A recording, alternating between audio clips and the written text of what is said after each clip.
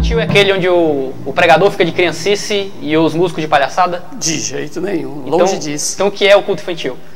O culto infantil é o lugar onde você vai ensinar a criança sobre as verdades espirituais, tal qual você faria com o culto de adulto, não tem diferença nenhuma. Entenda que criança é gente, criança é um ser humano. E a gente às vezes olha para a criança e parece que tem uma percepção que criança é um bicho diferente. Isso é um erro. Onde é que na Bíblia a gente encontra autorização ou uma ordem, ou alguma coisa que nos dê base para fazer um culto para criança, um culto infantil? Se você for lá para Mateus, capítulo 18, me permita ler? Claro. Mateus 18:1 é um dos discursos belos de Cristo, e no versículo 6 ele diz: qualquer, porém, que fizer tropeçar um destes pequeninos que crê em mim. Então é uma passagem muito interessante, porque nos mostra que as crianças não são salvas. Você tem alguns que creem, então tem alguns que não creem, né? Exatamente. Então o princípio é esse. Logo, se as crianças não são salvas só por serem crianças, nós temos que pregar para elas. E no versículo 14, ele diz: assim, pois, não é da vontade do vosso Pai Celeste que pereça um só destes pequeninos. O que ele está dizendo? Ele está me chamando para quê? Para que eu possa pregar para as crianças. Isso aqui é uma convocação do Senhor Jesus Cristo. Eles preguem para as crianças. Por isso o culto infantil. E por que essa pregação para as crianças não poderia ocorrer no culto normal? Porque o culto normal, geralmente, ele não é preparado para a criança. O louvor que você tem é voltado para o adulto, tanto é que as letras das músicas geralmente são letras onde a criança teria dificuldade de entender. Sempre o que eu tenho visto é o quê? Eu estou do lado da criança, a criança está rabiscando alguma coisa e tudo, e ela nem olha para o cântico. Por quê? Simples. Aquela música não está apropriada para ela, não só a letra, mas também o próprio tom. Se você vai chegar no culto infantil, até é interessante, se você puder algum dia estar lá no culto infantil, na hora do louvor, você vai notar que todas as crianças estão cantando. Por que as crianças estão cantando e não cantam no culto dos adultos? E com relação à pregação, qual é a diferença que a gente tem? E na hora da pregação, você vai ter aí o pastor preparado para o adulto. Tudo que ele vai falar ali, os textos e tudo, ele não se preocupa que ali tem uma criança que tem um vocabulário muito inferior, onde ela não tem, os conceitos dela são diferentes. A criança não entende, por exemplo, as coisas relativas, que se fala muito dentro de uma pregação. Existem alguns momentos que isso aqui é muito relativo, depende. A criança não entende, a criança entende os absolutos. Ela entende que mentir é pecado, isso é um absoluto. Ela entende que Deus é amor, é um absoluto. Nunca me esqueço quando certa vez eu fui convidado para pregar num retiro de crianças. E foi muito interessante, num momento de lazer, eu estava saindo com a minha esposa e de repente chegou uma criança, duas mocinhas, acho que deve ter uma faixa de uns 10 anos mais ou menos, e elas conversando lá, batendo mau papo, e elas não me viram porque eu estava por trás, umas árvores que estavam lá com a minha esposa, vendo umas plantas, e a criança olhou para ela e disse: mulher, que coisa impressionante, tudo que esse pastor fala eu entendo, o pastor da minha igreja fala, eu não entendo nada que ele diz. Coitado do pastor? Não, coitado da igreja que não tem mensagens voltadas para aquela criança. Ela está sendo alimentada? Adianta alguma coisa colocar ela dentro de um culto? Para ela ouvir uma pregação? Não, por quê? Porque ela não está entendendo. O que ela está fazendo ali? Estão rabiscando algum papel, estão deitados no colo do pai, da mãe, estão mexendo com uma coisa e outra, mas a mensagem está distante delas, muito longe. Então você acredita que fazer cultos específicos para as crianças é um meio de resolver esse problema? Sim. Mas o senhor não acha que isso vai acabar retardando um pouco o amadurecimento da criança, uma vez que no culto de adulto ela tem um contato com a linguagem até mesmo mais madura, ou conceitos teológicos mais profundos que vão obrigá-la a ter que crescer, e para o culto infantil não vai, de algum modo, conformar a criança na criancice, no uso ruim da palavra? De jeito nenhum. Você pode falar a mesma coisa que você falou para um adulto, você pode falar para uma criança, mas não com as palavras que você usaria para um adulto. Você pode chegar para uma criança e falar que a morte de Cristo é vicária. Você não usaria o termo vicário, você diria: Cristo morreu em nosso lugar, Ele substituiu, quem devia morrer era você, que vai morrer agora é Cristo. A criança entende isso perfeitamente, mas a criança não entende se você diz: a morte de Cristo é vicária. Cristo foi expiação pelos nossos pecados. O adulto entende, a criança não entende. Espiar, então quer dizer que Cristo ficou olhando, é? criança tem dificuldade para entender certos termos teológicos. Isso quer dizer que a gente não diz? Diz, só que no contexto de um culto infantil, toda palavra que é dita com o termo teológico, ela é explicada profundamente para que a criança possa entender. Se você adiciona esse tipo de linguagem para a criança no culto de adulto... Aí o público rapidamente vai dizer assim, esse pastor está pensando que eu sou criança? Isso é um dos motivos de eu não pregar para adulto. Algumas pessoas chegam para mim e dizem assim, rapaz, por que você não prega para os adultos, você só prega para criança? Porque a gente se acostuma com aquele formato onde as palavras são muito bem esclarecidas. Então, você não tem, você não pode se fixar a qualquer termo sem antes deixar muito claro na cabeça da criança. E aí sim, você nota pelo olhar dela quando ela está entendendo. O senhor é pastor de crianças e adolescentes. Exato. Existe necessidade de ter um pastor específico para isso? Não é muito exagero, não? Creio que não. Hoje nós vivemos numa sociedade onde as crianças estão cada vez mais sendo consumidas. E, lamentavelmente, os pais não têm tido condições de exercer seu papel na plenitude. Eu acho que a igreja poderia ajudar bastante, e principalmente um pastor. Pra você ter uma ideia, recentemente eu preguei uma série de mensagens sobre aconselhamento infantil e pregando para crianças sobre abuso sexual. Uma das adolescentes que estava pré-adolescente, ela tinha a faixa de 12 anos, que estava ouvindo a pregação, ela chorou do início até mais ou menos quase o final da pregação. Quando foi próximo do final da pregação, ela se levantou e saiu. O que estava acontecendo com aquela criança? Ela estava sendo abusada pelo pai. Então, imagina só se não tiver um pastor para acompanhar uma criança dessa. Hoje ela está bem, está sendo acompanhada, tem vencido todos esses obstáculos. Outro caso que a gente teve também pregando sobre temas semelhantes de uma criança de 9 anos, que ela era abusada pelo tio. Estou falando de um menino, entendeu? E ele veio falar depois comigo e disse, tio, eu gosto disso, eu gosto de ser abusado. Meu pai nem minha mãe não sabem disso não, mas eu gosto. O que se faz? Então, eu acho que cada vez é mais necessário, e aliás, mais urgente, nós termos pastores que se envolvam, pastores que realmente se interessem pelas crianças, para que a gente possa trabalhar desde cedo. Porque quando chegamos na idade da maturidade, o que é que a gente tem visto nos nossos jovens? Cada vez mais problemas ligados a quê? Ligado à infância. O que mais me chateia, sabe o que é? É ver uma coisa que aí me irrita muito. Muitas igrejas, o que elas fazem? O início do ministério. Vamos começar um trabalho missionário. Lá na cidade, sei lá, Icapuí. Vamos. Começa com criança. Porque as crianças chegam. E aí tá lá os caras investindo. Aí chega um monte de criança. Chega. Não, aí quando a igreja começa a tomar forma, pronto, já soltamos a isca. Veio, pode jogar as crianças fora. Criança é isca. O ideal seria os pais fazer. Claro, concordo, o ideal seria os pais. Mas considerando hoje que cada vez mais a sociedade que a gente vive, os pais estão sendo consumidos e têm desistido da criação de seus filhos, a igreja tem que exercer um papel dentro desse contexto. Como a gente estava conversando, são dois extremos que a gente tem que tomar cuidado, né? A ideia de que os pais cuidam, mas que a igreja não tem nenhuma participação nisso, e na ideia de botar a igreja para criar os filhos, né? São dois corpos que vão se ajudando. Claro, eu acho que os extremos são ruins, tanto de um lado como de outro. Se você pega e diz assim, o pai, eu já ouvi, eu certa vez fui discipular uma criança e o pai disse, não, a responsabilidade espiritual do meu filho é minha, não é sua. Opa, tudo bem, sem problema. É um extremo. Entendeu? Porque o que acontece? A gente sabe que em alguns momentos a criança às vezes tem dificuldade de tratar alguns assuntos com os pais. E ela trata com quem? Com o amiguinho do colégio. Geralmente vai dar um conselho porcaria, né? Imagina o conselho. Hoje em dia, nos contextos de várias igrejas, você tem até criança pregando para criança, quando não adolescentes ou jovens. O senhor é um pastor de crianças e adolescentes. Como é que você tem visto esse envolvimento da galera mais jovem, até de crianças mesmo, dando aula e ensinando crianças no culto? Eu tenho minhas restrições. Eu concordo, eu acho que a criança deve ser ensinada a servir desde cedo.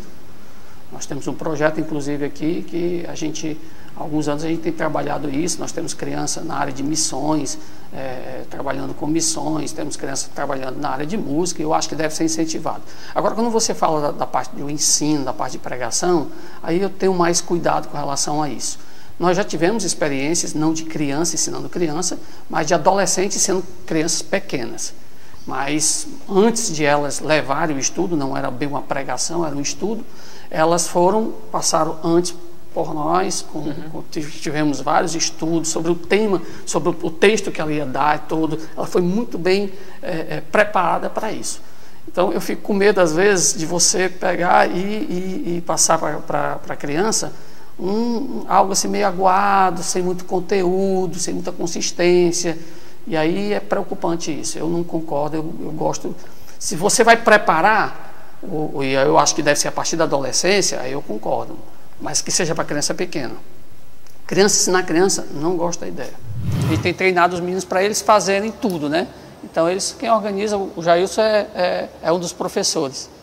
Então eles preparam tudo. Todo o acampamento, todas as músicas, tudo. Engraçado, porque eu dei liberdade para eles fazerem a programação. Aí eu pensei, cara, esses caras vão pegar e detonar a parte de estudo e pregação. Vamos botar esse negócio assim, muito de horário livre. Aí de repente eles mexeram nos estudos, o estudo era 1 hora, eles passaram para 1h30, colocaram a oficina, aí e a pregação, eles alteraram o horário da pregação. Aí eu disse, eu quero entender isso aqui. Por que vocês mexeram nisso aqui? Tio, esses estudos estão muito curtos, porque não dá oportunidade para a gente explorar mais o tema. Isso um grupo de 11 adolescentes. 11. A gente resolveu, a gente aumentou mais. E esse horário livre da tarde estava muito longo. Então, em vez desse horário livre muito longo, a gente prefere botar uma oficina aqui. E as crianças da igreja que saíram O Catecismo Menor de Westminster, ele foi criado, e é um texto teológico bem denso, a gente conhece, para ensinar crianças. E hoje em dia, quando a gente vai ver culto de criança, a primeira coisa que a gente pensa é ficar pintando, desenhando, brincando, vendo palhaço. E parece mais, às vezes, que o culto de criança nada mais é do que aquele local do shopping que você paga R$15 para seu filho ficar brincando enquanto você vai em paz para o cinema. Por que a gente perdeu essa noção de que a criança tem que ser ensinada? E que se a gente tem um culto infantil, esse culto seja um local de edificação e ensino para a criança? Eu creio que uma parte disso aí eu acho que a culpa é da própria igreja, porque perdeu aquela ideia de trabalhar mais a criança no aspecto do evangelismo, da conversão, da salvação, da santidade. Eu acho que a gente tem perdido muito isso. Muitas das igrejas hoje não têm preparado pessoas para trabalharem com crianças, têm preparado pessoas para ficarem com as crianças, que é completamente diferente. E aí, certa vez, foi muito interessante, eu recebi aqui 2 casais. Eles chegaram aqui muito entusiasmados, eles tinham filhos pequenos, e um dos casais tinha uma filha muito problemática, muito difícil. E vinha de outra igreja, eles já eram crentes bem maduros. E foi algo que me impressionou bastante, porque aquela criança deu muito trabalho. Daquelas que era terrível, e os professores estavam para não aguentar mais, vieram conversar comigo, pastor, está difícil, está difícil, está difícil. Eu vou conversar com os pais.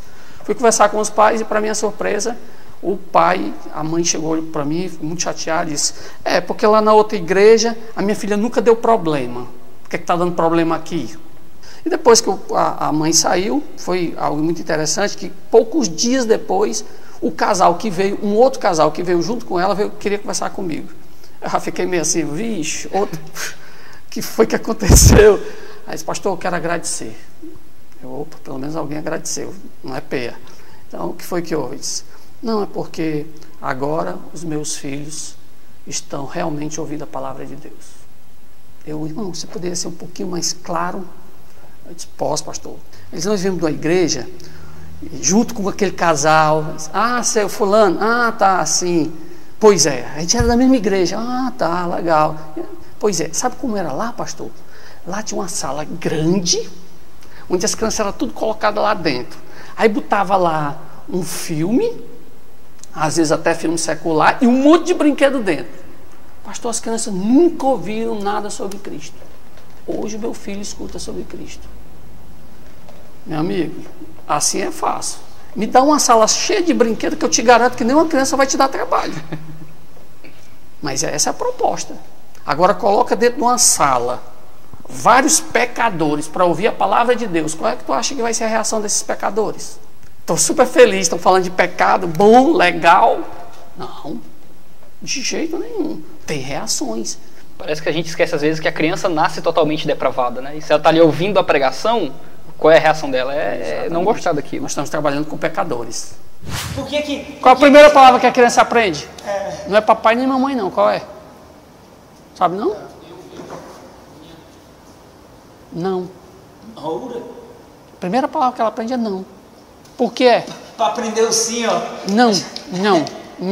Ela não aprende o sim. A dificuldade demora muito, mas o não é rapidinho. Você precisa ensinar não. Ela já vem já com um cartão de memória lá dentro. Você pega, bota ela aqui, ela vai com o dedo na tomada. Você não faça isso. Ela, não. Aí vai com o dedo para poder botar o dedo na tomada. Por quê? Se é tanta pureza, se é tanta coisa boa, por que é assim? Como é que você acha que é a maneira mais eficiente de se ensinar a criança? É uma pregação tradicional, de alguém na frente, com um púlpito falando? Seria com brincadeira? Seria pintando alguma coisa? Com teatro, dança, peça? O gostoso de trabalhar com criança é exatamente a criatividade. Quem trabalha com criança deve trabalhar com um alto nível de criatividade. É muito gostoso que você bota a mente para funcionar e sai coisas belíssimas. E eu acho que quase tudo é válido, com algumas exceções. Mas eu acho que você trabalhando bem todos os aspectos, eu acho que é muito rico para a criança. Então, desde uma pregação, atrás de um púlpito, onde a criança está aprendendo sobre autoridade, onde a criança está aprendendo sobre salvação, sobre santidade, sobre temas fortes, desde que uma peça onde você está passando por lá, onde você está passando ali ensinos também para aquela criança, e a criança começa a ver as várias facetas da vida cristã de formas diferentes, passadas de uma forma diferente. Imagina só o pai que senta na mesa, toda vida que vai disciplinar o filho: meu filho, sente-se aqui. Você hoje... Aí no outro dia a criança aponta: filho, para a mesa, para a cadeira, sente-se aqui. Isso funciona? Não. Aquilo vai virar depois motivo de chacota para ela, que ela nem vai levar a sério. Entendeu? Então eu acho que a gente deve ter criatividade para levar a palavra de Deus. E é um mundo fantástico pregar para crianças. É bom entender que, por mais que você use certos artifícios lúdicos, entender que esse não é o fim em si mesmo, né? Não é simplesmente entreter a criança. De jeito nenhum. Pelo contrário, se a mensagem no final não for passada para a criança e ela não conseguir entender, pode pegar aquele formato e jogar no lixo. A teologia que é apresentada para as crianças no contexto de culto infantil é a mesma do culto de adulto, ou tem que ser uma teologia própria e especial para a vida infantil? Não, é a mesma coisa, não muda nada. É um pecador como outro qualquer. Você tem que falar a mesma coisa. Entendeu? Você tem que lembrar que o culto, ele tem 3 elementos no culto: a adoração, entendeu? Com cânticos voltados para a criança, com mensagem nesses cânticos. Não deve ser um cântico só por cantar, de jeito nenhum.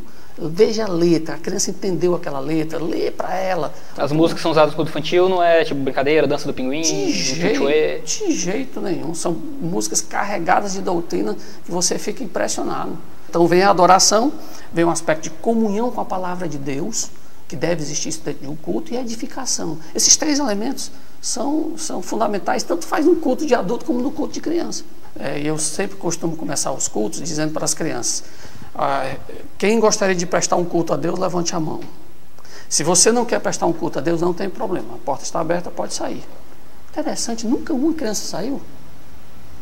Ou seja, a criança gosta de cultuar a Deus. A criança vai para a igreja para cultuar a Deus. Agora a pergunta é: você tem preparado um culto para a criança cultuar a Deus? Certa vez, um pai chegou para mim e disse: pastor, eu preciso da sua ajuda. Eu disse: pô, não. Isso é porque a nossa família, de 2 em 2 meses, ela tira um tempo para ir para uma casa de praia, um tempo só da nossa família. Eu trabalho muito, minha esposa trabalha e tal. E já tem 6 meses que a gente não consegue fazer esse passeio. Aí eu disse: é mesmo? O que foi que houve? Algum problema? Minha filha disse que não perde o culto por maneira e hipótese alguma. Você tem uma ideia? A minha filha, a gente faz devocional, eu tenho uma criança de 5 anos, desde os 3 anos a gente faz devocional junto à família. Eu tenho 3 filhas gêmeas e a menorzinha. Detalhe, a pequenininha, ela lê. Aí você diz: mas ela sabe ler, ela aprendeu a ler com 3 anos? Não. A gente, quando chega a parte do texto bíblico que ela tem que citar, eu leio e ela repete. E é impressionante como, se alguma noite eu estou um pouco mais cansado e tal, aí eu vou pensar: pai, o devocional, pai, o nosso devocional. Elas cobram. Quando dá 8 horas da noite, está todo mundo lá na mesa com sua Bíbliazinha aberta, e eu tenho que pegar e dizer: filho, pai, eu estou tão cansado hoje. Ô pai, o nosso devocional, depois o senhor vai dormir, pai. Mas a gente tem. Ou seja, mostra que a criança gosta da palavra de Deus. O cultinho, ele não seria uma maneira de eximir os pais da responsabilidade de ensinar os filhos a se portarem no culto solene? Não, pelo contrário. Eu acho que o cultinho prepara a criança para o culto solene. Essa ideia de que achar que o pai vai preparar a criança lá, não tem como ele ficar de menino, já quieta, a hora do culto, menino, cala a boca, menino, não faz isso. Isso não funciona, isso é utópico. Primeiro, não funciona, porque ele não tem como dizer, meu filho, a postura correta é essa. Meu filho, está vendo o que o pastor está falando? Faça assim, meu filho. Não tem como ele fazer isso durante o culto. Quem tem que preparar é a igreja. E o culto infantil é exatamente para isso. Logo no início, quando eu propus o culto infantil, eu fui muito criticado. Ah, um absurdo, porque os meninos jamais vão saber se comportar num culto e tal, não sei o que. Eu disse, me deu uma chance, pastor. A minha igreja olhou assim para mim e disse, te dou 3 meses. 3 meses de experiência. Isso foi em fevereiro. E aí, começamos o culto para a criança. Tempo gostoso, agradável, eu tinha de ponta a ponta de tempo, a gente cantava, a gente aprendia versículo, a gente estudava a palavra de Deus, tempo fantástico, muito gostoso. E aí daqui, quando de repente, mês de maio chega, aí chega o pastor da igreja e diz, é o seguinte, hoje tem um culto especial, Dia das Mães, eu quero todas as crianças na minha frente. É? É, eu quero todas as crianças na minha frente. Tá bom, pastor. Eu disse, eita, se esses meninos começaram a se danar, eu tô ferrado. Então, chamei as crianças, ó, vocês vão, hoje o culto vai ser junto com os adultos. Tá bom, as crianças foram, ficaram todos na frente do pastor, tá lá, quase 50 crianças na frente do pastor, a igreja cheia, o pastor começa a pregar. Eu começo a suar lá atrás, meu Deus do céu, o pastor vai pregar 50 minutos hoje, pegou 30, 40... Aí terminou a pregação. Aí o pastor disse, olha, eu quero agradecer as crianças e dar parabéns pelo comportamento de vocês. Foi exemplar o comportamento de vocês. As crianças aprenderam a se comportar no culto. As crianças não saíram para beber água. As crianças não saíram para ir no banheiro. As crianças ficaram atentas. Por quê? Porque elas foram ensinadas no culto. Então, na hora que ela começa a mexer com uma criança que está ali do lado dela, o dirigente chega lá na frente e diz, lembre-se, nós estamos cultuando a Deus. Por favor, comportem-se. Quando a criança chega na idade da adolescência que vai para a igreja, ela já está totalmente treinada para o culto de adultos. O que nós vemos hoje em dia, em alguns casos, são jovens que na hora do culto saem para tomar água, saem para ir para o banheiro e saem. Por quê? Porque quando criança não foram treinadas para prestarem um culto a Deus. Elas não aprenderam como é que se cultua a Deus. Isso também não pode criar um tipo de departamentalização na igreja, em que os mais novos, os mais jovens não se encontram com os mais velhos? Pronto, aí todo extremo é ruim, entendeu? Então o risco existe mesmo. Aí você tem que usar um pouquinho de bom senso. No caso aqui da nossa igreja, nós temos utilizado que no culto de ceia, que é aquele culto especial, onde a igreja está reunida de uma maneira bem especial para celebrar a ceia do Senhor, as crianças estão juntas. Então, durante todo aquele culto de ceia, as crianças tá toda a igreja reunida. Também em alguns eventos especiais, tipo Dia das Mães, Dia dos Pais, aniversário da igreja, as crianças estão juntas. Estamos juntos, somos a igreja. Então, não tem risco de você pegar e achar que eu não sou dessa igreja, eu sou da igreja das crianças. Aquela igreja... Não. Igreja dentro da igreja. A igreja dentro da igreja. Isso é um risco. Vez por outra, eu levo o pastor da igreja para pregar para as crianças. Então isso é gostoso também, porque traz aquela ideia, ali é o pastor da igreja, não, é o nosso pastor, então o pastor de todos. Qual versão bíblica vocês usam no culto infantil? É uma paráfrase, uma linguagem mais nova, uma linguagem mais tradicional? Não, usamos a revista atualizada. A RA mesmo? A RA as crianças mesmo. Entendem? Entendem. É aquela história, é explicado, entendeu? É porque a gente às vezes se engana com a capacidade da criança. Não é à toa que a pessoa diz que você quer ensinar árabe, você quer ensinar japonês, você quer ensinar inglês, quer ensinar qualquer outro idioma para um ser humano. Qual é a melhor época da vida para ensinar? Criança. Quando criança. Aí não, a Bíblia tem que ser uma linguagem. Não!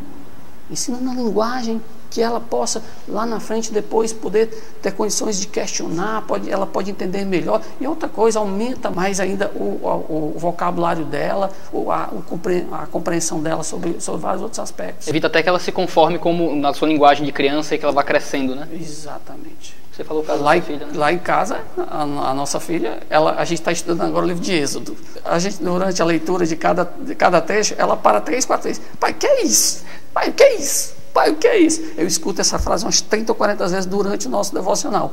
Tudo bem, a gente explica. Mas é impressionante como no estudo seguinte, eu faço a pergunta, que eu já expliquei algumas vezes.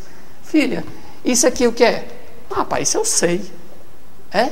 Pois diz aí. E ela fala rigorosamente o que a gente tinha aprendido.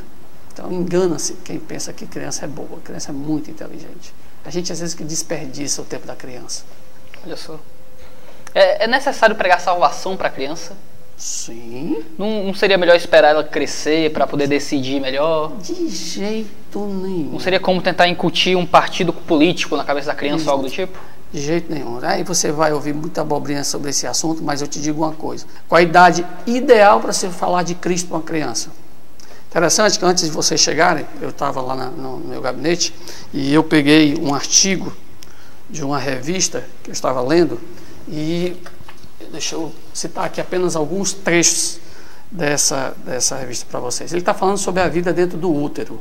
E algo que me impressionou bastante foi algumas coisas que eles conseguiram descobrir. E eu vou usar o descobrir aqui com um sorrisozinho meio sarcástico, mas depois eu te digo por quê. Eles descobriram, né? O ventre materno é um ambiente interativo e estimulante para o desenvolvimento humano. Lá dentro, o bebê vive experiências multissensoriais e responde a diversos estímulos do mundo externo.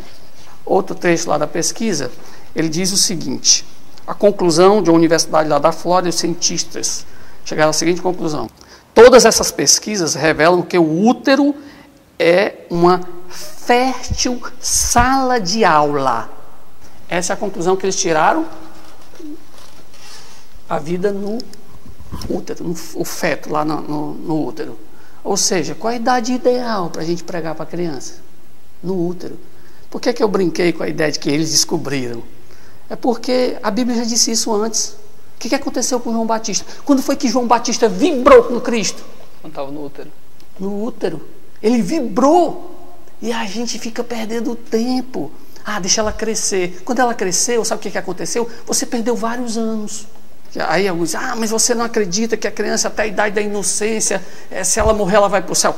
Acredito piamente nisso. Está lá em 1 Samuel 12, quando Davi, ele perde o filho dele lá com Betseba, ele diz lá a frase lá, diz assim: eu irei a ele, mas ele não virá a mim. Então eu acredito, através daquela passagem ali, que Davi foi para o céu, logo ele foi para o céu onde a criança está.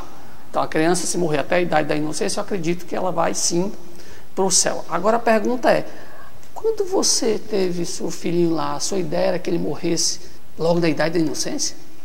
Fala de Cristo no ventre, ele entende. Olha, os estudiosos descobriram isso. Ora, lê a Bíblia. João Batista vibrando porque Cristo estava lá. A gente está perdendo tempo e contando para crianças histórias que depois não vai somar nada na vida cristã dela. Você talvez vai se assustar, mas minha filha aceitou Cristo com 2 anos. Detalhe, sabe quem foi que pregou para ela? A minha outra filha que tinha 4. Por que a gente está perdendo tempo em ensinar outras coisas para a criança? Por que eu não estou pregando para ela? Você vê a relação de pessoas que aceitaram Cristo com 3 anos, 4 anos. Você pega John Wesley, que aceitou Cristo, acho que se não me engano, com 5 anos. A Suzy, a pianista daquele Vencedores por Cristo, ela aceitou Cristo, se não me engano, com 3 anos. Então o que a gente está fazendo? A gente está levando Cristo para essas crianças?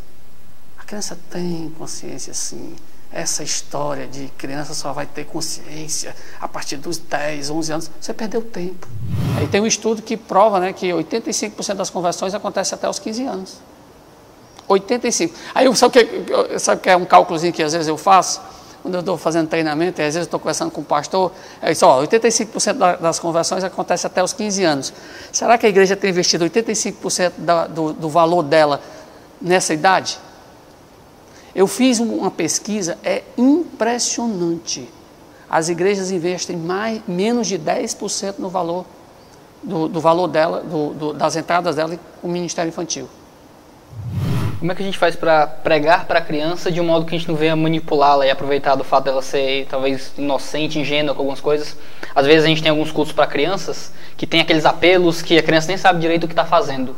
Como é que a gente prega para as crianças de um modo que ela tenha consciência do que ela está fazendo, de aceitar Jesus e crer em Cristo e ser salva? É algo muito interessante, porque a criança, ela aprende, muito do que ela aprende não só daquilo que você ensina, é engraçadíssimo, mas tem muito do aspecto da confiança de quem está transmitindo aquela mensagem. Então aquela ideia de você achar que você vai pregar para a criança ali, você chega cheio de si, o pastor, PhD, eu vou chegar para a criança, eu vou pregar para ela, ela vai saber tudo e vai aceitar, não é bem assim não. Ela pode olhar para você e dizer assim, aceita Cristo como meu Salvador, mas eu aceito só mesmo para poder te satisfazer, entendeu? Então pode ser que aconteça isso. Então geralmente a criança confia naquilo que você está dizendo, confia em você, na sua vida. Você sabia que muito na experiência que a gente tem tido, eu já trabalho com criança há mais de 15 anos, muito da conversão da criança tem uma influência sobre aquela pessoa que está evangelizando. Pregar para a criança tem muito disso. Às vezes eu não gosto desses apelos que são feitos, dessas orações formatadas. Eu vou orar e você repete. Senhor, não gosto disso, não gosto disso de jeito nenhum. Geralmente, o que acontece? Quando eu prego e alguma criança faz uma decisão, eu sempre digo, eu estou à disposição, estou lá no meu gabinete, se alguém quiser conversar comigo, que lá chega alguma criança, eu digo, pois não. Ela chega e explica, não tio, eu aceitei Cristo como meu Salvador e tudo, eu queria conversar com o senhor, ok? A gente faz uma confirmação do que realmente ela creu e depois eu peço para ela orar. A tia não sei orar, diz, o problema é seu, fala o que você quiser para Deus, você não vai dizer para mim, você vai dizer para Deus. Você não disse que aconteceu alguma coisa com você? Então diga para Deus o que aconteceu. Um tom de leveza, claro, tudo isso é uma leveza. Para quê? Para a criança entenda que ela não está dizendo para mim, ela está dizendo para Deus, que a oração é o momento onde ela vai falar com Deus. Eu posso pregar para um grupo de crianças e fizer um apelo e 40, 50 crianças aceitar Cristo. Mas a pergunta é, quantas delas realmente ficam? Tem que ter muito cuidado com o que você prega para a criança. A responsabilidade é muito maior do que com o adulto. Elas não têm a bagagem teológica para poder te confrontar, né? Exatamente. E fica aquilo lá. E tio disse isso. Eu já tive casos onde um pregador pregou para a criança, eu sei que ele não diria isso nunca, mas porque eu conheço ele, e a criança disse assim, eu pregando sobre salvação, e aí eu disse, olha, porque uma vez salvo, sempre salvo. A criança levantou a mão, tio, o senhor está enganado. Aí eu disse, por quê? Porque o tio fulano de tal, pastor fulano de tal, veio aqui e pregou para a gente, e ele disse que a gente perde a salvação se a gente não tiver juízo. Aí eu disse, olha, eu conheço esse pastor, ele jamais diria isso. Ele pode ter brincado, não tio, é que só não conhece bem a Bíblia.